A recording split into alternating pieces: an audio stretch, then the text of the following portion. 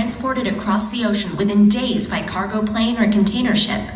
The speed and volume at which goods and information move across the world today is unprecedented in history. But global exchange itself is older than we think, reaching back over 2,000 years along a 5,000-mile stretch known as the Silk Road. The Silk Road wasn't actually a single road, but a network of multiple routes that gradually emerged over centuries, connecting to various settlements and to each other, thread by thread. The first agricultural civilizations were isolated places in fertile river valleys, their travel impeded by surrounding geography and fear of the unknown. But as they grew, they found that the arid deserts and steppes on their borders were inhabited not by the demons of folklore, but nomadic tribes on horseback. The Scythians, who ranged from Hungary to Mongolia, had come in contact with the civilizations of Greece, Egypt, India, and China. These encounters were often less than peaceful. But even through raids and warfare, as well as trade and protection of traveling merchants in exchange for tariffs, the nomads began to spread goods, ideas, and technologies between cultures with no direct contact. One of the most important strands of this growing web was the Persian Royal Road, completed by Darius I in the 5th century BCE. Stretching nearly 2,000 miles from the Tigris River to the Aegean Sea, its regular relay points allowed goods and messages to travel in nearly 1/10 the time it would take a single traveler. With Alexander the Great's conquest of Persia and expansion into Central Asia through capturing cities like Samarkand and establishing new ones like Alexandria Eshat, the network of Greek, Egyptian, Persian, and Indian culture and trade extended farther east than ever before, laying the foundations for a bridge between China and the West. This was realized in the 2nd century BCE when an ambassador named Shang Qian, sent to negotiate with nomads in the West, returned to the Han Emperor with tales of sophisticated civilizations, prosperous trade, and exotic goods beyond the western borders. Ambassadors and merchants were sent towards Persia and India to trade silk and jade for horses and cotton, along with armies to secure their passage.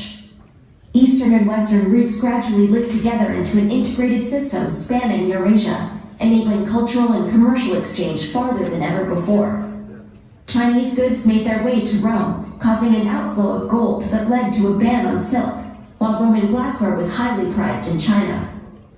Military expeditions in Central Asia also saw encounters between Chinese and Roman soldiers, possibly even transmitting crossbow technology to the Western world.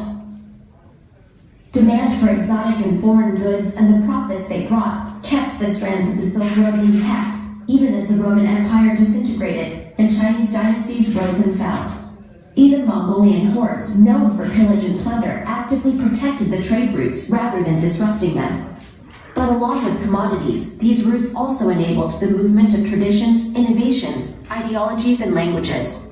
Originating in India, Buddhism migrated to China and Japan to become the dominant religion there. Islam spread from the Arabian Peninsula into South Asia, blending with native beliefs and leading to new faiths like Sikhism. And gunpowder made its way from China to the Middle East, forging the futures of the Ottoman, Safavid, and Mughal empires. In a way, the Silk Road's success led to its own demise as new maritime technologies like the magnetic compass found their way to Europe, making long land routes obsolete. Meanwhile, the collapse of Mongol rule was followed by China's withdrawal from international trade. But even though the old routes and networks did not last, they had changed the world forever, and there was no going back. Europeans seeking new maritime routes to the riches they knew awaited in East Asia led to the age of exploration and expansion into Africa and the Americas. Today, global interconnectedness shapes our lives like never before.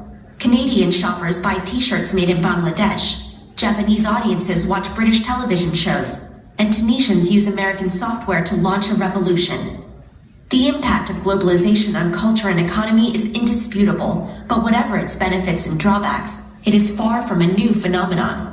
And though the mountains, deserts, and oceans that once separated us are now circumvented through supersonic vehicles, cross-continental communication cables, and signals beamed through space rather than caravans traveling for months, none of it would have been possible without the pioneering cultures whose efforts created the Silk Road, history's first World Wide Web.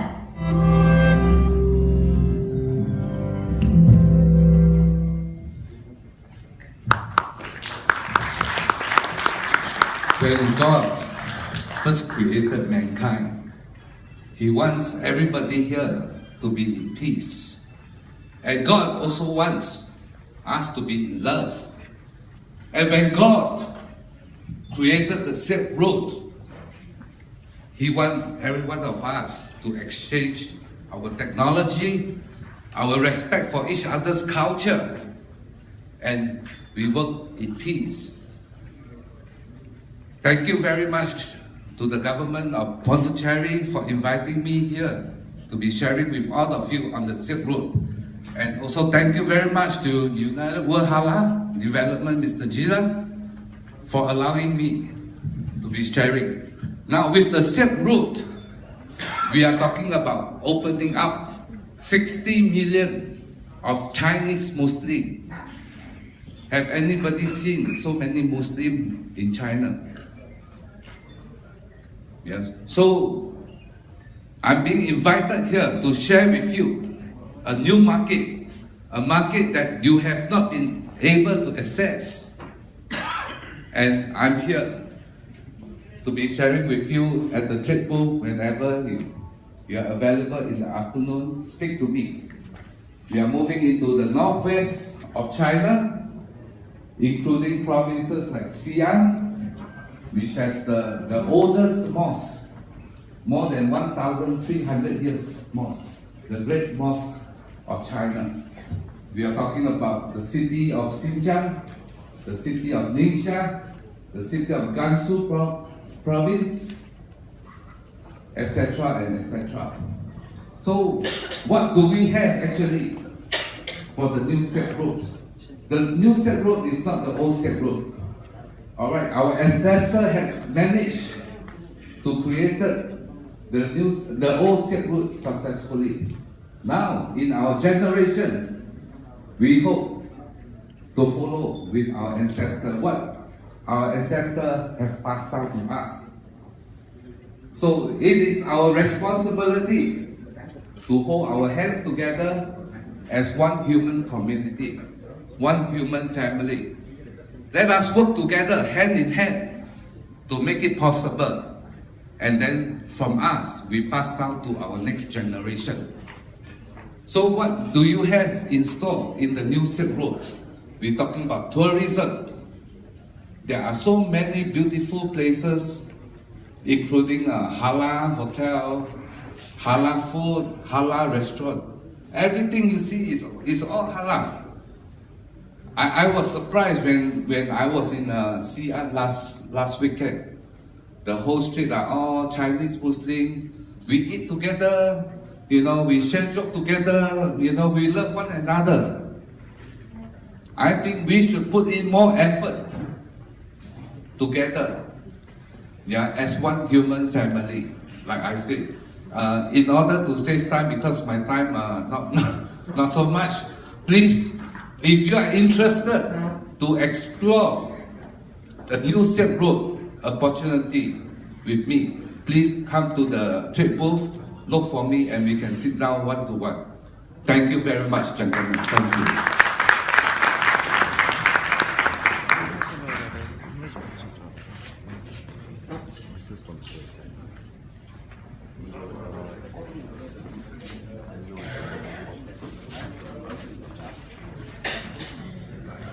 சிறப்பு விருந்தினர் கலந்து கொண்டு தனது கருத்துக்களை பகிர்ந்து கொண்ட திரு Freddy அவர்களை கௌரவிப்பதற்காக திரு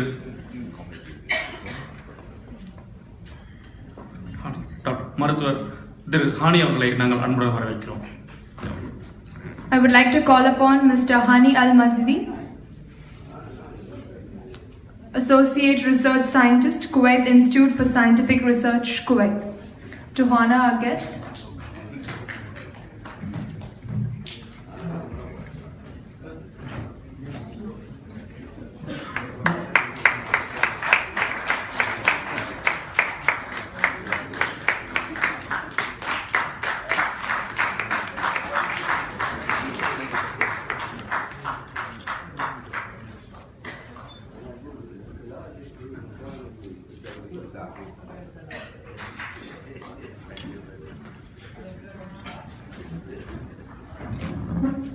We all wanted to walk in the shade, we all wanted to park our vehicles in the shade, But how many of us are taking an initiative to plant trees? It's the biggest question mark and the situation is pathetic.